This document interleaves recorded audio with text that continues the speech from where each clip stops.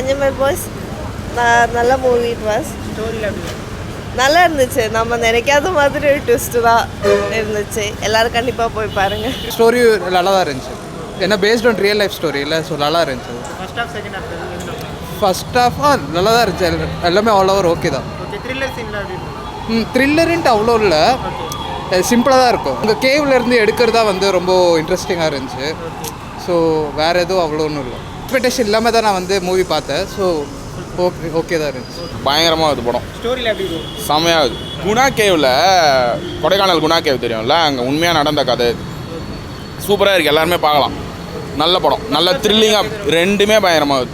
கிளைமேக்ஸில் எப்படி இருக்கும் சூப்பராக இது படம், எல்லாரும் பாருங்கள். இது யாரில் வந்து நல்லா என்ஜாய் பண்ணுவாங்க எல்லாரும் பார்க்கலாம் ப்ரோ. இந்த படத்தை த்ரில்லர் படம் தான், நல்லா இருக்குது. பேஸ்ட் ஆன ட்ரூ ஸ்டோரின்றதால உங்களுக்கு பார்க்கறதுக்கு இன்ட்ரெஸ்டிங்காக இருக்கும். ரொம்ப நல்லா இருக்கும் இது ஷௌபின் ஷார் ரோலும் ஸ்ரீநாத் பாசி ரோலும் நல்லாயிருக்கு. பார்க்கலாம், எல்லாரும் பார்க்கலாம்.